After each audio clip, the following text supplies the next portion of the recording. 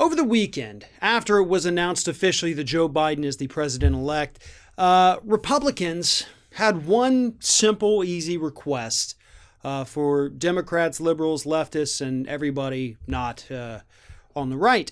And that was, please give us our space. Please respect our feelings during these trying times.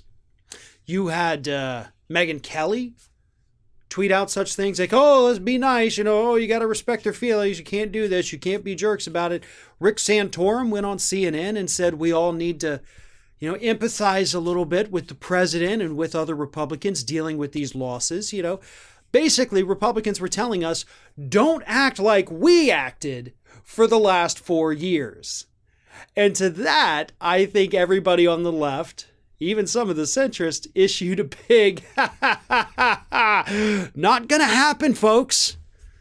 We're not going to be nice. We're not going to empathize. We're not going to sympathize. We're not going to pretend like you weren't wearing shirts at the Republican convention that said Trump 2020, F your feelings.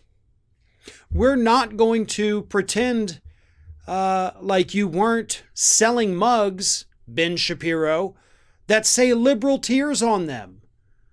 Yeah. Did you think we were going to forget about all that? And I know, sure, there's plenty of people who say, well, don't stoop to their level. You know what? To hell with that. I'm going to stoop to their level. On this particular issue, I'm stooping to their level. I am going to fight back against them. I'm going to mock them. I'm going to laugh at them. And I'm going to enjoy it, every second of it. And I'm not going to feel bad about it at all. Why? Because they deserve it. They deserve probably a lot more than just a little bit of mild mocking online.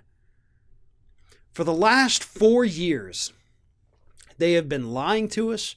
They have been gaslighting us. And then they've been saying that we're the snowflakes because we get outraged by some of the horrific policies that we see coming out of the Trump administration. But now we're learning who the real snowflakes are. And they've always been the real snowflakes. And a lot of us already knew that. But again, they've been gaslighting us into saying, like, you're the snowflakes. And we know we're not, but we kind of feel crazy because they keep saying it. And we have to keep refuting it. Don't be nice. You are under no obligation whatsoever to be nice. And it's funny to see now all these conservatives coming out, posting on their Instagram and Facebook and Twitter saying like, look, I'm still going to be friends with my Democratic friends. I'm still going to be friends with my Republican friends. This doesn't change anything. We can have different beliefs and we can also... Bullshit. Where was that 4 years ago? Where has that been for the last 4 years? It's not how you were acting. Now, suddenly, now that you know you're losers, you want to be like, well, can't we all just get along? I didn't mean all those horrible things that I said to you and all those horrible products that I spent money on just to mock you. No. I'm still friends with all of you. Bull. I don't care about your feelings. I really, truly don't. I don't care if you think we're being mean right now. I don't care if you think it's a little overboard. I can promise you we're not going to take it as far or as long as what y'all did. And nobody's going to treat Biden, with the exception of, I think, that guy Chris Jackson on Twitter, nobody's going to treat Biden as if he's the Messiah like y'all did with Trump. We're not going to load down our vehicles with Biden stickers and Biden flags. We're not going to have Biden boat parades. We're going to sit here, we're going to hold him accountable, we're going to criticize him when he deserves it, and we're going to praise him for things he does well. I already know which one will probably end up doing more, by the way.